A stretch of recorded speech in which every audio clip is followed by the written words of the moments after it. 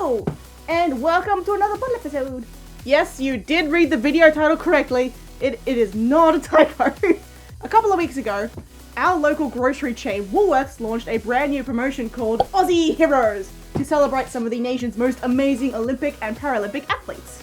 Every time you spend 20 bucks, you get a pack of stickers. Pretty simple, right?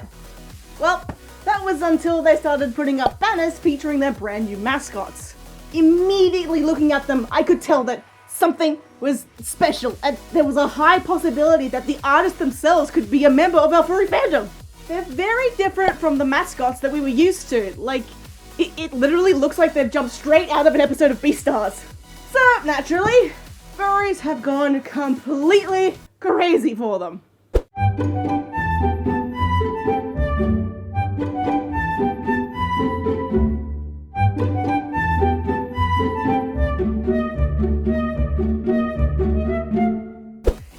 Even crazier when we discovered that the Royal Australian Mint had released a special set of Olympic themed coins, with 2 of which sporting these brand new kangaroos. It dawned on Aussie furries everywhere. Our country has personas, and they're on our coins, like our actual legal tender. I can pay my taxes with furry coins, and they're spreading! There were 2 major questions on everyone's minds. Who and how? Who is this secretly amazing furry artist that apparently works for the government? Like, how did these incredible designs come to be? What inspired them? I had to find out. And you know what? I did. But what I didn't know was that I would be learning about one heck of a journey. I was in the middle of trying to contact the media department of the Royal Australian Mint when my patrons pinged me with a tweet from someone who was claiming to be the artist. Skeptical at first, I dug through their tweets, and sure enough, it was definitely them. We had finally found them. Say hello to Landeg. I sent them a message asking if they'd be open to answering some questions for this video, and sure enough, they were more than happy to. So a massive shout out to Landeg for being incredibly lovely and taking the time to answer my barrage of questions. Like, this video would not have been possible without them. Now, Australia has actually always had anthro animals for its Olympic mascots. For the Sydney 2000 Olympics, we had Ollie the kookaburra, Sid the platypus, and Millie the echidna. For the Paralympics, we got Lizzie the frillneck lizard. We also have our classic national symbol, the boxing kangaroo, who usually shows up during various sports. In 2019, the Royal Australian Mint decided that our good old boxing kangaroo needed a bit of a facelift to promote the upcoming 2020 Tokyo Olympics. Japan is pretty famous for a wee little niche thing called anime.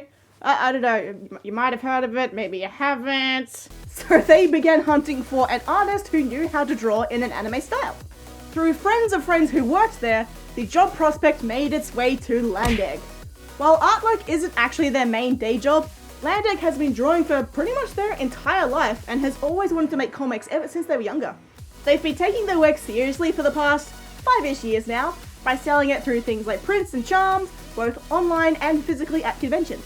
They're quite familiar with anime style art, so they put their hand up for this awesome opportunity with the Mint. To Landeg's absolute shock, the Mint contacted them back, and they got the job. I asked Landeg what their reaction was when the Mint explained what they wanted, and they summarized it for me in meme form, and oh my god, I just need to show you, just look. Royal Australian Mint is looking for Australian artists who can do anime style for an Olympics campaign. I can do that. They need someone who likes to draw dynamic action shots with a lot of emotion and colour. I can do that. The position also involves character design and comics drafting. I can do that! For anthros. Yeah, surprisingly, Landeg is not a furry artist. They were actually quite nervous about their ability to draw animals, and on top of that, they were aware of us. They knew about the furry fandom, and they didn't want to let us down, which is honestly the sweetest thing ever. Initially, the Mint wanted Boxing Kangaroo to be like super bombastic with like mechanical parts and everything, but Landeg was concerned that that might come off as a parody of anime instead of a celebration of it. Once they'd settled on a final design, the Mint was so pleased that they additionally wanted another brand new mascot called Surfing Kangaroo. seeing as Boxing Kangaroo was already a bright yellow, Landeg decided to make Surfing Kangaroo a bright bottle green to coincide with Australia's classic Olympic theme of green and gold. They added a light gradient on her tail too, so that when Surfing Kangaroo curled it, it would look like a wave. I absolutely love this design, especially the wave tail, it's so cool! But unfortunately, the Mint turned it down. They wanted more natural colours, so eventually they settled on the red-brown that we know her as now. The Mint did try to have her with a different coloured hair to her fur, which was ultimately discarded because apparently it not only looked like a wig, but looked very strange standing next to the solid coloured Boxing Kangaroo. There was one more major change that would happen almost right at the end of the project. Apparently there had been some negative media relating to boxing, which made the Mint think that it might be a better idea to pivot away from that. It was officially decided that this kangaroo was no longer Boxing Kangaroo, but a brand new character who was a cousin of Boxing Kangaroo. His name was now Hockey Kangaroo. The Mint was absolutely over the moon with the results. In fact, their happiness was so loud that the Paralympic Committee had heard about it, and they wanted in. They spoke to the Mint, and together they decided that they would have Landeg also revamp the Paralympic mascot, Lizzie. Landeg floated the idea of having Lizzie as a double-arm amputee who used her tongue to compete instead, since a lot of Paralympians used non-traditional limbs for their sports. The committee responded that they didn't want Lizzie to have any one particular disability, and the idea was scrapped. I would have loved to have seen this version of Lizzie, but I can definitely understand why they made the decision as well. And so, we have the amazing new Lizzie as we see her now. I asked Landeg what were their inspirations behind these amazing designs. They let me know that the Mint was deliberately veering towards an 80s, 90s anime style, as that's what the general public would most likely recognize as an anime style. With that, Landeg drew a lot of inspiration from the manga Hajime no Ippo for the initial Boxing Kangaroo design. Hajime no Ippo is a boxing-themed manga from 1989, so you really couldn't have picked a more perfect source.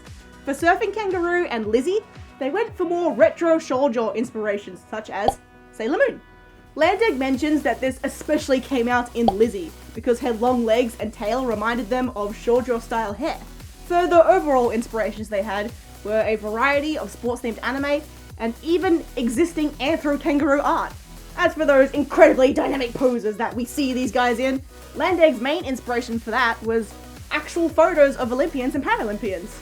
Those sorts of poses would definitely not be the easiest thing in the world, and I reckon Landeg knocked them out of the park. However, it wasn't all sunshine and rainbows for Landeg to be working on this. When they initially took the job, all they were supposed to be doing was a couple of illustrations of Hockey Kangaroo and the comic for the coin book.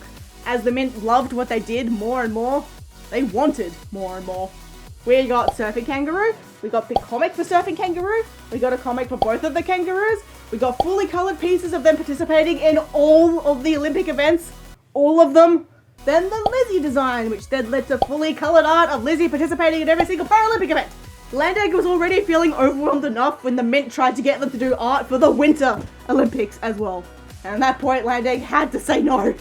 Landeg says that they probably wouldn't have taken this on by themselves had they known that from the start. It just snowballed before they could realise what was going on. Landeg would like to include a gracious thank you to their partner who supported them through this crunch. It would not have been possible without him. With everything done though, Landeg got to take a bit of a backseat and awaited what would become of their work. Some of it surfaced through a brief poll that Qantas ran on their Instagram, but then the pandemic did its thing. Tokyo's Olympics got postponed to 2021, and the Olympic promotions had come to a grinding halt. With nothing happening, Landeg wasn't sure if any more of their art was going to be used at all. Fast forward to July 2021, when Woolworths suddenly drops their Aussie Heroes promotion. At the very forefront, there they finally were. Hockey Kangaroo and Surfing Kangaroo making their debut. Landeg had no idea this was coming, so it was a massive shock for them. I walked into Woolworths and saw the booklets sitting on a table, which have absolutely no indication they're chock full of anthro art inside, so I assumed they'd gone in a different direction since it had been about a year, and I thought maybe they'd changed their minds. When I flipped through it and saw a hockey kangaroo staring at me, I nearly dropped it. I was in shock, and I numbly told some poor teen stocking avocados, I drew these. He was impressed in that way where you know something is significant, but it means absolutely nothing to you. Lamau, sorry kid, that was the definition of a weird flex. I found out later that I did get an email informing me that the campaign was going to go ahead as early as February of 2020, so that one was definitely on me, but I was still totally blown away seeing the art in person. As I sit here, filming this video, the general public and furries alike have gone absolutely crazy for these new mascots. Fan art, news articles, viral post after viral post. I asked Landeg if it ever crossed their mind that these mascots would get this sort of reaction from furries. Are you kidding me? Of course! It was literally my first thought when I realised what the Royal Australian Mint was asking for. I'd like to clarify here, since some people seem to be confused, the Mint got exactly what they asked for. They had anthro art amongst the pool of references they showed me to help illustrate what they wanted. I did not influence them towards that decision because, as I said, I'm not an anthro artist. I don't think they fully comprehend the scope of the art style they were asking for and the community behind it, because how could they? I knew though, and so I knew the burden I carried. Honestly, I was pumped because I knew furries were going to show up and support the promotion way beyond what you'd expect from just kids, who I think will still want to collect stickers of fun cartoon anime characters. I don't think the Royal Australian Mint or Woolworths understood just how much more marketable they were making this promotion with this choice. And for all the jokes, it's a totally harmless decision. The vast majority of kids are just gonna see cool animals playing sports. If anyone else takes an issue with it, then it's a bit protest too much, in my opinion. I wasn't expecting them to like them this much though, like, you can hope people are going to enjoy your work, but I wasn't expecting such a response. I'm just glad they liked them. If I'd known anything earlier, I would have said something sooner, lol. Reading the threads on Twitter and Reddit has been so funny because I made this art in 2019, so I'm pretty detached from it now, so I almost get to enjoy it as a bystander. The coin sets are actually selling out too. Like, I managed to grab one early on, but I went back a couple of days later to my local Woolies to try and get some more, and they had sold out. If any of my fellow Aussies out there want to go get them, do not wait. Like, literally, pause the video and go right now. Go down to your local Woolies, go to the front desk, ask for the coins, and pay the $15 dues. Now, I bet that you're wondering if Landeg takes commissions. They weren't planning on it, but once they have some time, they're gonna see what they can do. Until then, you do have the option of getting some quick sketches through their Ko-fi page. Link is in the description, along with a link to their Twitter if you wish to follow along with their work. The way these mascots came to be and how the story unfolded is immediately one of my most favorite things ever. Like, I've had so much fun getting to make a video about it and share it with you. Part of me feels like this won't be the last that we see of Landeg's work, so I'm definitely going to be keeping an eye out this Olympics. I asked Landeg if there was anything they would like to say to any aspiring artists who are here watching this with us right now, and this is what they had to say. I did not think I was qualified for this position when I applied, but I did it anyway. And you know what? They specifically cited a piece of fan art I drew as one of the reasons why they selected me, because they liked the energy and emotion behind it. And that piece had that energy and emotion because I drew what I love to draw. I'm not going to say money isn't important, because we live under the hellscape of capitalism, but the only thing you can rely on at the end of the day is whether you like the art you make or not.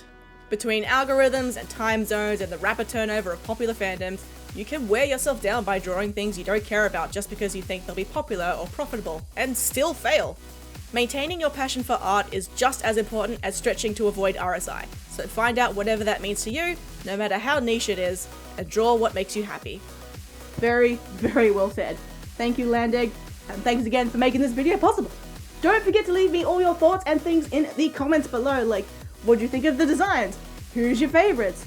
Are there any other mascots you'd like to see this kind of revamp? Let me know below. Yeah, I had a blast with this one, so I hope you enjoyed. And I also hope that you're staying safe and staying awesome. And I'll see you in the next one. Have a good one. Bye. This month's anniversary shoutouts go to Lisa, who has been here for 4 years. Thank you so much. And then for 3 years, we've got Rufin, Jalen Forth, Beaton, and Koi Nukasuka. For 2 years, we've got Guhi, Beta Gadgets, the Foxy Rider. And for 1 year, we've got Missy Metcalf, Pups, Anon, Blitz, DeSaber, Tannissons, Otto the Dragon, Nick Neely, Cora Twintails, and Tyler Bain. Thank you guys so much.